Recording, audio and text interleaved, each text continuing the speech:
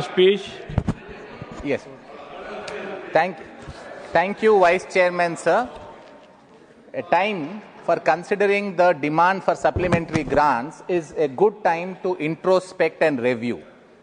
Sir, we started the year with the budget, which gave a huge income tax exemption. Sir, we are coming close to the end of the year. The government reduced the GST. So these two have resulted in a huge consumer demand and growth. And as the RBI Governor, Sanjay Malhotra, said, India is experiencing a rare Goldilocks period. Sir, we are projected to grow at 7% and we are having a low inflation of 2%. Sir, while we have 7% growth, the Finance Minister may need to bestow attention on one important issue, sir, which is this 7% growth is because the inflation is low. So in terms of real growth, we are doing better than last year. But sir, in relation to the nominal growth, which is the growth year on year, we seem to be lacking behind 1 year.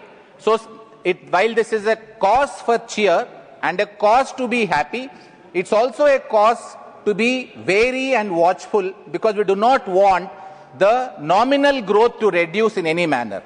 Sir, out of 1.32 lakh crore additional expenditure that is sought in this supplementary grant, the net outgo is 41,455 crores.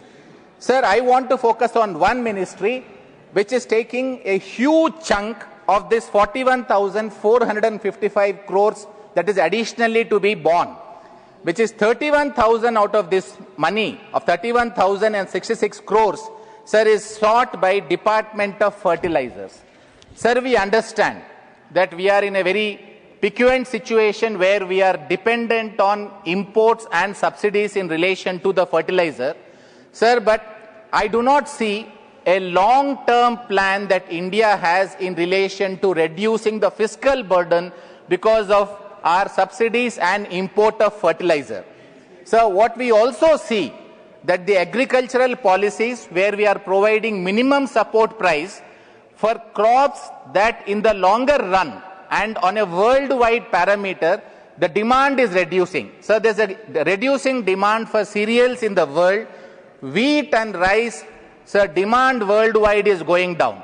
Sir, we have a country like China, which is a neighboring country, which is skewing its agricultural policies to focus on high remunerative crops, and it is reducing its reliance on low remunerative crops. So it is exporting high remunerative crops, it is importing crops which can be imported at a cheaper cost.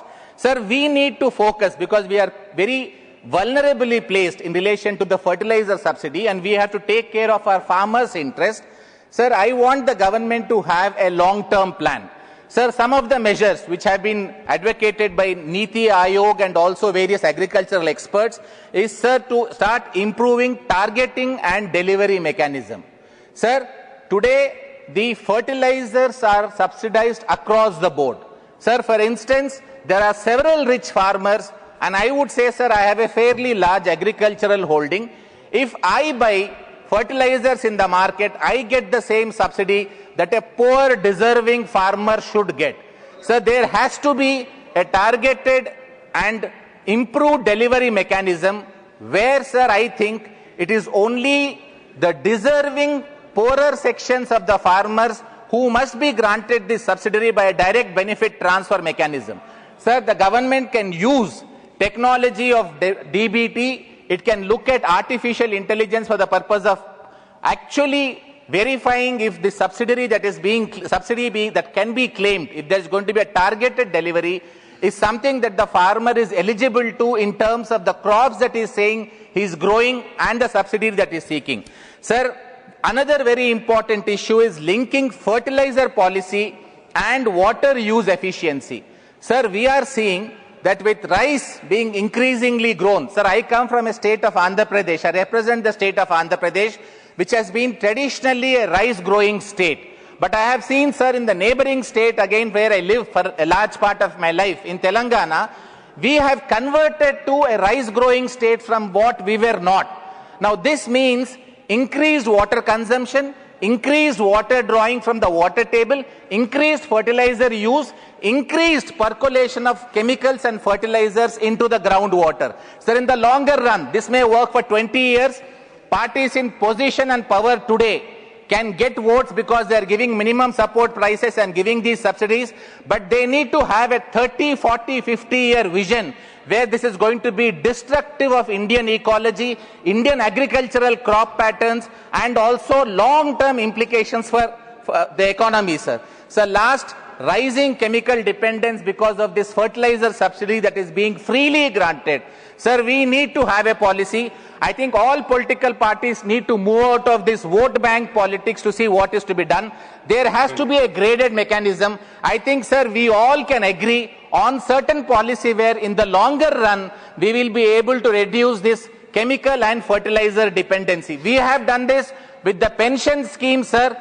We can do it with agriculture and fertilizer import and the subsidy that is actually draining away money that could be used for education and health and for poor people. Thank you, sir. बहुत धन्यवाद.